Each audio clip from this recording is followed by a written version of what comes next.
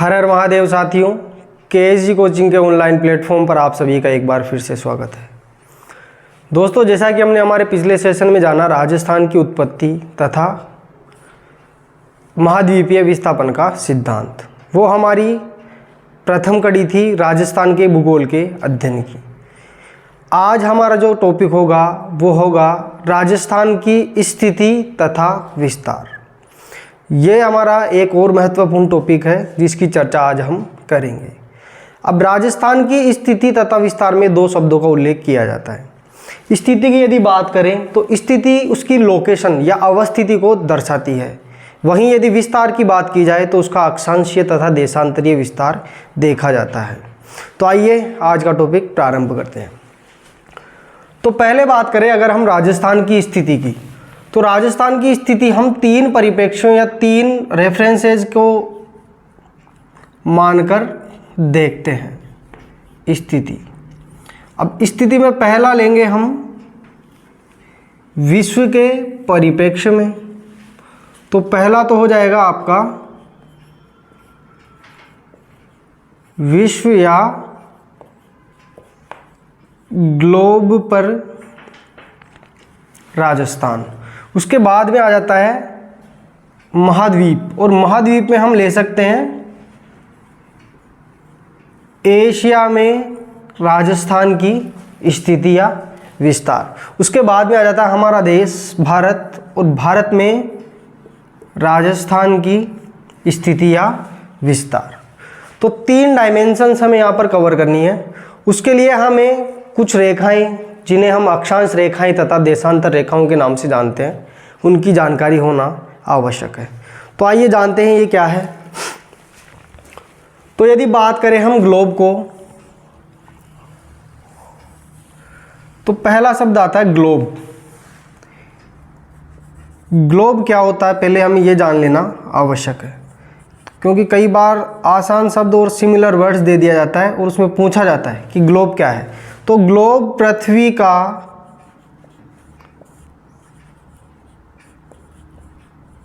सूक्ष्म प्रतिरूप है। क्या है? सूक्ष्म प्रतिरूप है। अब इस ग्लोब को कुछ रेखाओं द्वारा अलग अलग भागों में बांटा जाता है।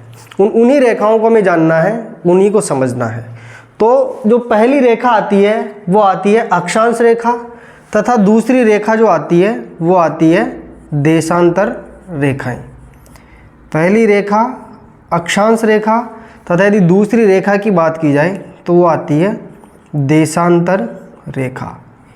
इनके बारे में हम डिटेल से राजस्थान के अतिरिक्त जो भारत का भूगोल की क्लासें होगी उसके अंतर्गत गहराई से विस्तार करेंगे। यहाँ हमें राजस्थान की स्थिति निर्धारण कर दें, बस उतना ही ज्ञान लेना आवश्यक है। अब यदि हम अक्षांशों की बात करें तो जो अक्षांश होते हैं वो क्या होते हैं और देशांतर होते हैं वो क्या होते हैं, ये हमें जानना है। तो एक रेखा है जो पृथ्वी को दो बराबर भागों में विभाजित करती है, उसे हम कहते हैं विषुवत रेखा अथवा भूमध्य रेखा, जो पृथ्वी को उत्तरी तथा दक्षिणी गोलार्ध में विभाजित करती है। तो देखते हैं पहला कौन सा है।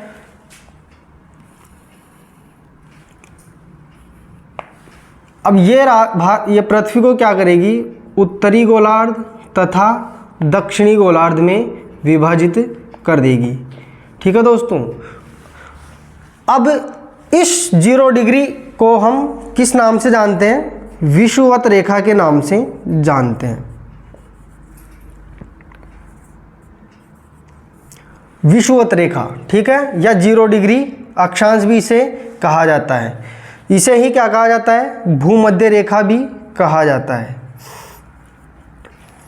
और अब क्या होता है, इस 0 डिग्री अक्षांश से समान दूरी पर रेखाओं का एक जाल बनता है, उसी को हम क्या कहते हैं? अक्षांश रेखा कहते हैं।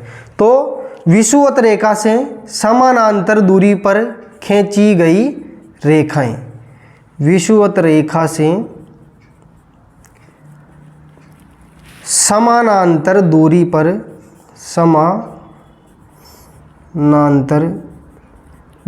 पर खींची गई रेखाएं खींची गई रेखाएं क्या कहलाती है? अक्षांश रेखाएं कही जाती है। अब इसके बाद में बात करते हैं हम देशांतर रेखाओं की कि देशांतर क्या होता है। तो देशांतर के लिए हमें एक बार फिर से डायग्राम बनाना होगा। तो ये हो गया देशांतर एक तरीके से, और ये हो गया हमारा उत्तरी ध्रुव तथा ये हो गया आपका दक्षिणी ध्रुव। अब वह रेखा जो पृथ्वी पर ग्लोब के उत्तरी तथा दक्षिणी ध्रुवों को जोड़ती है या मिलाती है, उन्हीं रेखाओं को हम किसके नाम से जानते हैं? अक्षांश रेखाओं के नाम से जानते हैं। किस रेखाओं के नाम से जानते हैं? अक्षांश रेखाओं के नाम से जानते हैं। तो वह रेखाएं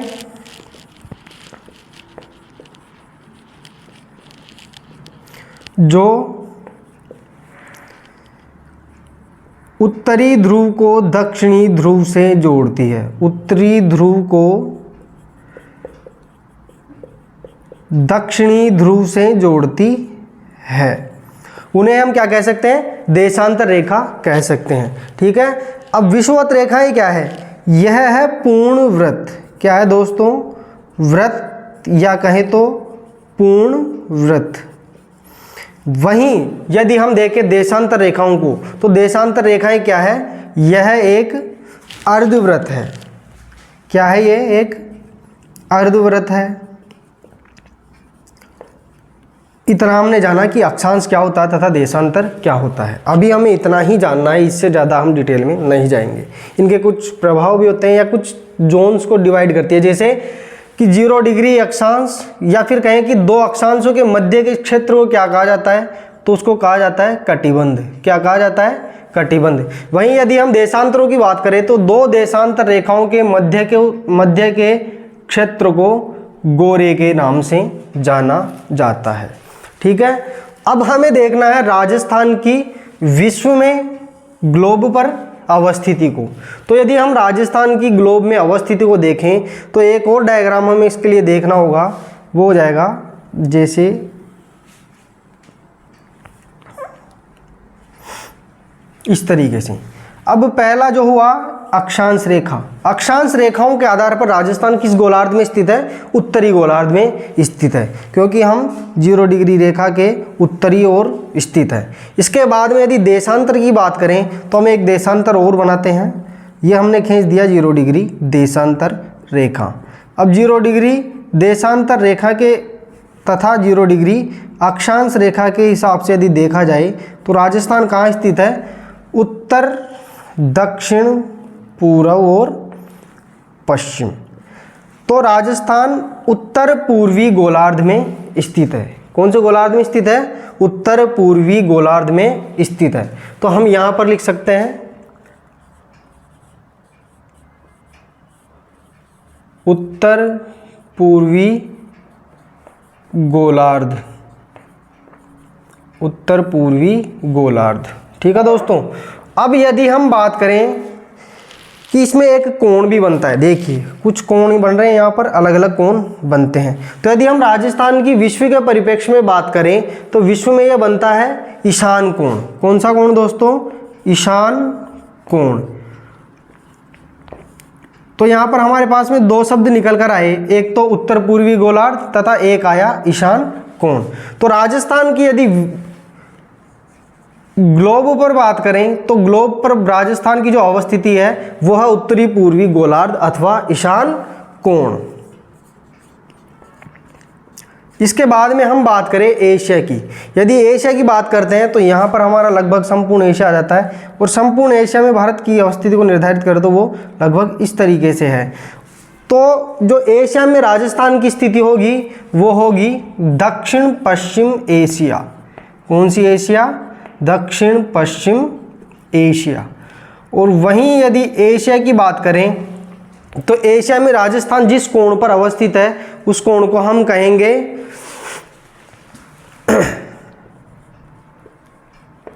नैऋत्य कोण। कौन सा कोण? नैऋत्य कोण। इसके बाद में यदि हम भारत में बात करें तो राजस्थान को यदि भारत में अवस्थित करते हैं हम, थोड़ा सा टाइम लगेगा।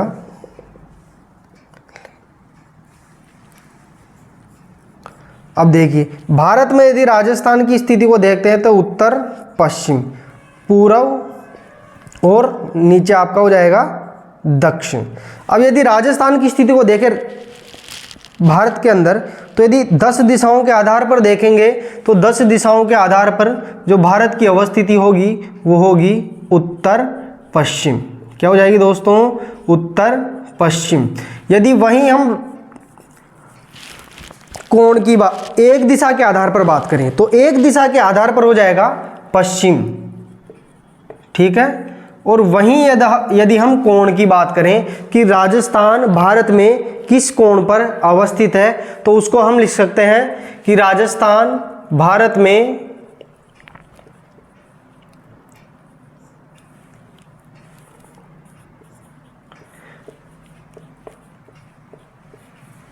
वायव्य कोण पर अवस्थित है। तो यहाँ हमने देखी राजस्थान की स्थिति।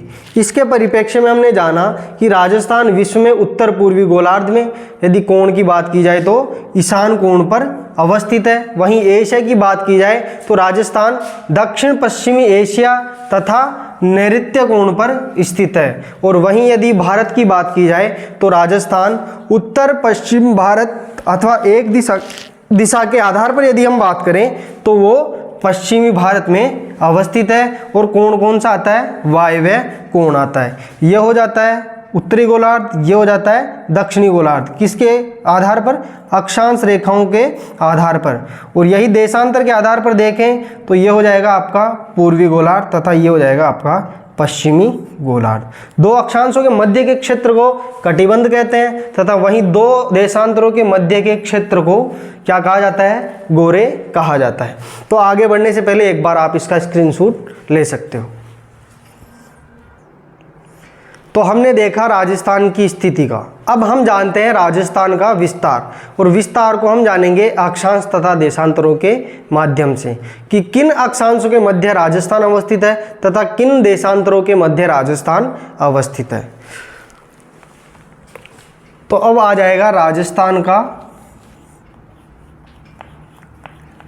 विस्तार।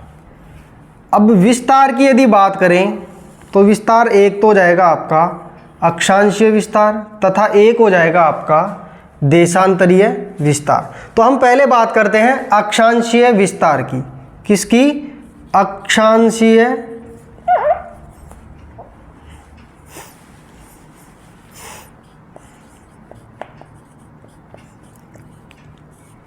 विस्तार।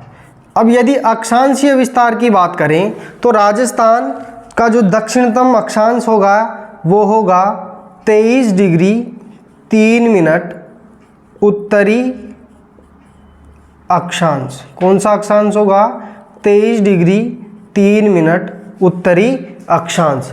वहीं यदि राजस्थान के दक्षिणतम बिंदु के नाम की बात की जाए, दक्षिणतम बिंदु या 23 डिग्री 3 मिनट किस स्थान पर टच करता है, तो यह है बोरकुंडा,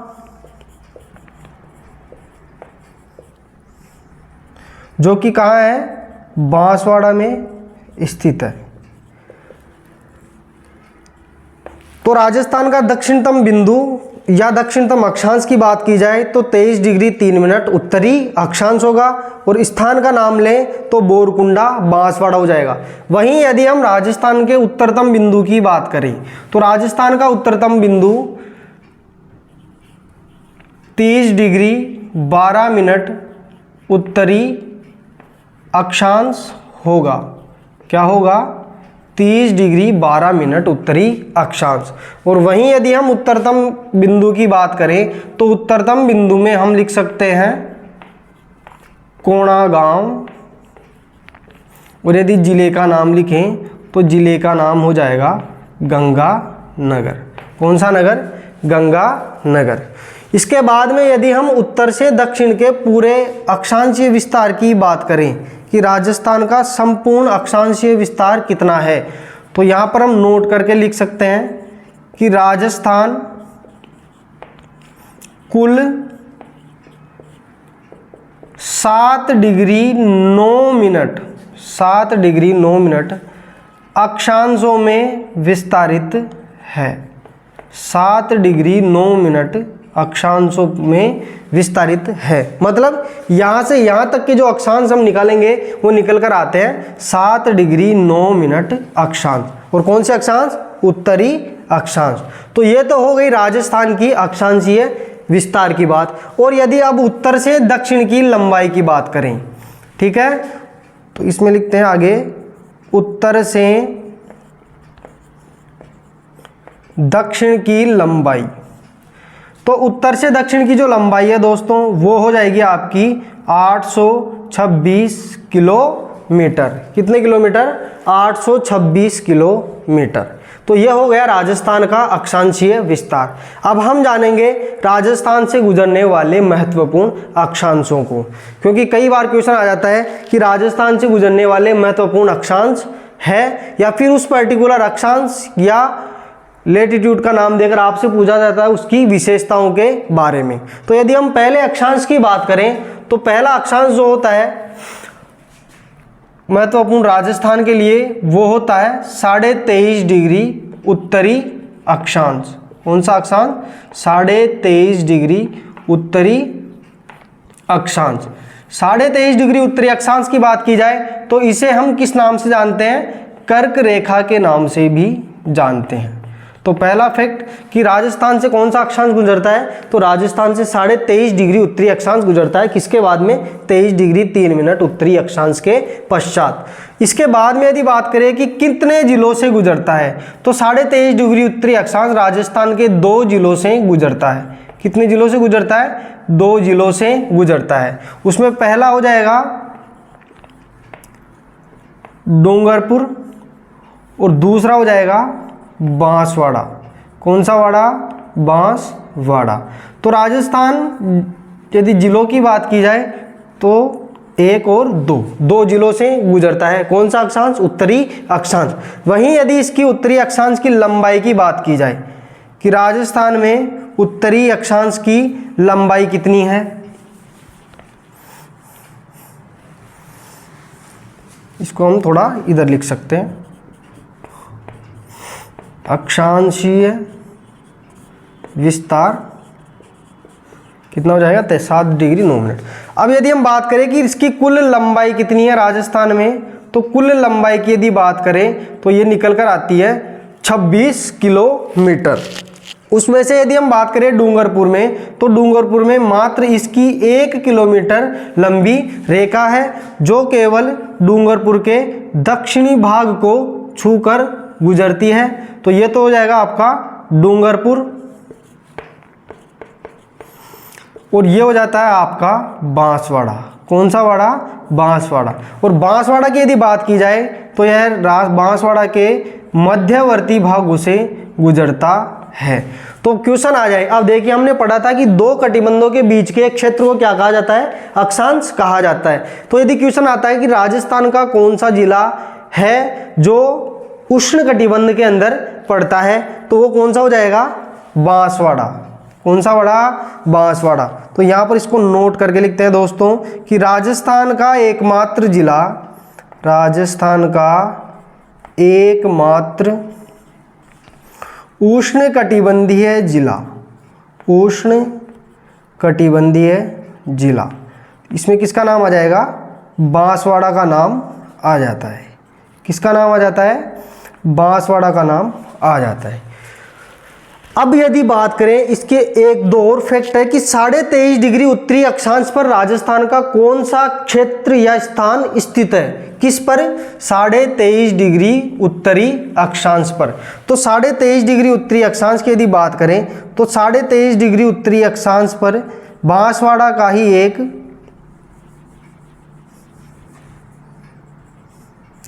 छींच या छींच गांव स्थित है। ठीक है, किस पर?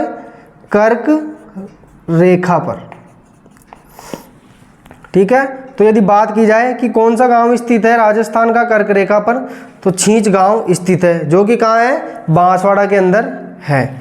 तो यहाँ तक हमने जाना राजस्थान का कुल अक्षांशीय विस्तार, किन अक्षांशों के मध्य राजस्थान स्थित है, राजस्थान का उत्तरतम बिंदु कोणागांव तथा राजस्थान का दक्षिणतम बिंदु बोरकुंडा बांसवाड़ा। उसके बाद हमने जाना राजस्थान की कुल उत्तर से दक्षिण की लंबाई, जो कि कई एग्जामिनेशंस के अंदर पूछी जाती है, कितनी है 826 किलोमीटर। और इसके बाद में हमने देखा राजस्थान का महत्वपूर्ण अक्षांश, जो पहला कौन सा है 23.5 डिग्री उत्तरी अक्षांश, जो कि कर्क रेखा के नाम से जाना जाता है। और 23.5 डिग्री उत्तरी तथा 23.5 डिग्री दक्षिणी अक्षांशों के मध्य का जो क्षेत्र होता है उसे हम उष्णकटिबंध के नाम से जानते हैं। तो राजस्थान का एकमात्र जिला जो उष्णकटिबंध में स्थित है कौन सा है, बांसवाड़ा। कर्क रेखा राजस्थान के 2 जिलों से गुजरती है, डूंगरपुर तथा बांसवाड़ा से। कुल लंबाई कितनी है 26 किलोमीटर। हाँ, एक और फैक्ट निकल कर आता है कि राजस्थान की, ये नोट करके वापस से लिखना हमें थोड़ा इंपॉर्टेंट है, राजस्थान की एकमात्र तहसील, राजस्थान की एकमात्र तहसील जो कर्क रेखा के दक्षिण में स्थित है, तो यदि उसकी बात की जाए तो वो है कुशलगढ़ तहसील। कौन सी तहसील, कुशलगढ़ तहसील। यह भी एक इंपॉर्टेंट फैक्ट है दोस्तों कि 23.5 डिग्री उत्तरी अक्षांश के दक्षिण में स्थित राजस्थान की एकमात्र तहसील है, तो वो कौन सी हो जाएगी, कुशलगढ़ तहसील। किसकी है ये, बांसवाड़ा की ही है। ठीक है, तो छींच गांव कर्क रेखा पर स्थित है, वहीं कुशलगढ़ तहसील कर्क रेखा के दक्षिण में स्थित है। तो हमने देखा पहला महत्वपूर्ण अक्षांश। आगे चलने से पहले एक बार आप स्क्रीनशॉट ले सकते हो। अब तो हम बात कर रहे थे राजस्थान से गुजरने वाले महत्वपूर्ण अक्षांशों की, जिसमें हमने पहला जाना 23.5 डिग्री उत्तरी अक्षांश, या जिसे हम कर्क रेखा के नाम से जानते हैं। तो आइए नेक्स्ट देखते हैं। अब जो राजस्थान से महत्वपूर्ण अक्षांश गुजरता है दूसरा, वो है 25 डिग्री उत्तरी अक्षांश। अब यदि राजस्थान से गुजरने वाले इस अक्षांश की बात की जाए तो इसकी एक विशेषता ये हो जाएगी कि यह राजस्थान से गुजरने वाला या राजस्थान के सर्वाधिक जिलों से गुजरने वाला अक्षांश है। 25 डिग्री उत्तरी अक्षांश राजस्थान के सर्वाधिक जिलों से गुजरने वाला अक्षांश है। अब यदि जिलों की बात की जाए तो हम इसको एक ट्रिक के माध्यम से जानेंगे। कुल कितने जिलों से गुजरता है ये, तो बात करें तो ये कुल टोटल 10 जिलों से गुजरता है। अब 10 जिलों में हम ट्रिक लिखते हैं इसकी दोस्तों। ट्रिक में क्या हो जाएगा, पहला हो जाएगा जासी, तो बा कठे जासी, कई बार क्वेश्चन पूछ लेते हैं। तो बा जा रही है पाली, कहाँ जा रही है, पाली। अब बा का पोता कौन, अधिकतर पोते राम या राज होते हैं, तो बा का पोता है राज। तो राज भी जिद कर रहा है, क्या कर रहा है, जिद कर रहा है। जिद काहे की कर रहा है, बूंदों में कोट पहनकर बाहर जाने की। किसकी, तो देखो इसको इस तरीके से पढ़ेंगे कि बा जा सी पाली। बा कहाँ जाएगी, पाली जाएगी। बा का मतलब हम दादी को भी बा कहते हैं। उसके बाद में उसका पोता है राज भी जिद कर रहा है। क्या कर रहा है, राज भी जिद कर रहा है, जो कि अक्सर पोते करते हैं। बूंदों में कोट पहनकर बाहर जाने की, मतलब दादी जिस टाइम जा रही है उस टाइम बारिश का माहौल है। तो बा से जो पहला जिला निकल कर आता है वो आता है बाड़मेर। कौन सा मेर दोस्तों, बाड़मेर। जा से जो दूसरा जिला निकल कर आएगा वो आएगा आपका जालोर। कौन सा लोर, जालोर। उसके बाद में सी से जो निकल कर आएगा वो होगा सिरोही। कौन सा हो ही? सिरोही। उसके बाद में चौथा जिला हमारे सामने एज इट इज लिखा हुआ है पाली। अब क्या पता क्या पाली इसके बाद में यदि बात करें राज की, तो राज से जो निकल कर आता है वो आता है राजसमंद। कौन सा जिला आया? राजसमंद। वहीं यदि हम बात करें भी से, तो भी से निकल कर आएगा भीलवाड़ा। कौन सा वाड़ा दोस्तों? भीलवाड़ा। अब जिद को हमें क्या करना है? चित्त में बदलना है। किस में बदलना है? चित्त में। और जिद से क्या हो जाएगा? चित्तौड़गढ़। कौन सा गढ़? चित्तौड़गढ़। वहीं यदि बात करें बूंदों की, तो बूंदों से हम लिख सकते हैं बूंदी को। किसको? बूंदी को। बूंदी के बाद में कोट। कोट से क्या हो जाएगा? कोटा। क्या हो जाएगा? कोटा। और बाहर से हम कर सकते हैं 12। क्या कर सकते हैं? 12। तो इस प्रकार जो पहला जिला है बाड़मेर, दूसरा है जालोर, तीसरा है सिरोही, चौथा है पाली, पांचवा है राजसमंद, छठा है भीलवाड़ा, सातवें की बात करें तो चित्तौड़गढ़, आठवें की अगर बात करें तो बूंदी, नौवें की बात करें तो कोटा, और वहीं 10वें की बात करें तो 12 जिला होता है। तो राजस्थान के सर्वाधिक जिलों से गुजरने वाला अक्षांश कौन सा है? 25 डिग्री उत्तरी अक्षांश। कितने जिलों से गुजरता है? 10 जिलों से गुजरता है। उनके नाम हमने ट्रिक के माध्यम से सीखा। अब यहीं पर हम बात करेंगे एक और महत्वपूर्ण अक्षांश की, वो हो जाएगा 27 डिग्री उत्तरी अक्षांश। कौन सा अक्षांश? 27 डिग्री उत्तरी अक्षांश। और यदि 27 डिग्री उत्तरी अक्षांश की विशेषताओं की बात करें, तो इसकी जो पहली विशेषता निकल कर आती है वो ये आती है कि यह राजस्थान के 6 जिलों से होकर गुजरता है। 6 जिलों से होकर गुजरता है। और वहीं यदि 6 जिलों की बात करें तो उनमें पहला जिला हो जाएगा आपका पश्चिम में जैसलमेर। कौन सा मेर? जैसलमेर। ठीक है दोस्तों, तो पहला जिला हमने लिखा जैसलमेर, दूसरा हम लिखेंगे जोधपुर। कौन सा पुर? जोधपुर। जोधपुर के बाद में तीसरा कौन सा हो जाएगा? नागौर। कौन सा गौर? नागौर। नागौर के बाद में चौथा कौन सा हो जाएगा हमारा?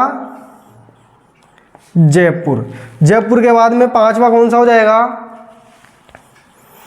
दौसा।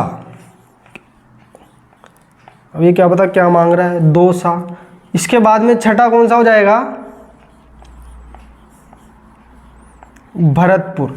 तो राजस्थान के 6 जिलों से गुजरने वाला अक्षांश उत्तरी अक्षांश है। पहला जिला जैसलमेर, दूसरा जोधपुर, तीसरा नागौर, चौथा जयपुर, पांचवा दौसा और छठा भरतपुर। इसके बाद में इसकी एक और महत्वपूर्ण विशेषता निकल कर आती है, वो क्या आती है कि यह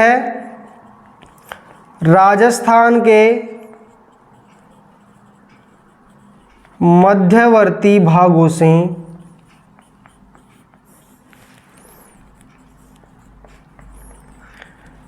गुजरता है। मध्यवर्ती भागों से गुजरता है। तो क्वेश्चन आ सकता है कि राजस्थान के मध्यवर्ती भागों से गुजरने वाला अक्षांश है, तो कौन सा अक्षांश है? 27 डिग्री उत्तरी अक्षांश। कितने जिलों से गुजरता है दोस्तों? तो ये राजस्थान के कुल 6 जिलों से गुजरता है। पहला जिला जैसलमेर, जोधपुर, नागौर, जयपुर, दौसा तथा भरतपुर।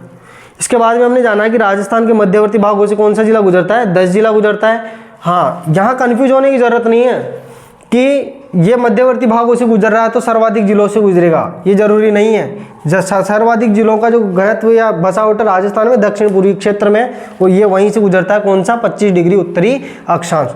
तो हमने राजस्थान के महत्वपूर्ण अक्षांश जाने, राजस्थान का विस्तार जिसमें अक्षांशीय विस्तार देखा, उत्तर से दक्षिण की लंबाई देखी, राजस्थान का दक्षिणतम बिंदु देखा, ये सारी चीज़ें कवर कर ली हमने। आज के लिए इतना ही। नेक्स्ट वीडियो में हम राजस्थान के देशांतरी विस्तार को जानेंगे और आशा करता हूँ आप हमें समझ पा रहे होंगे अच्छे से।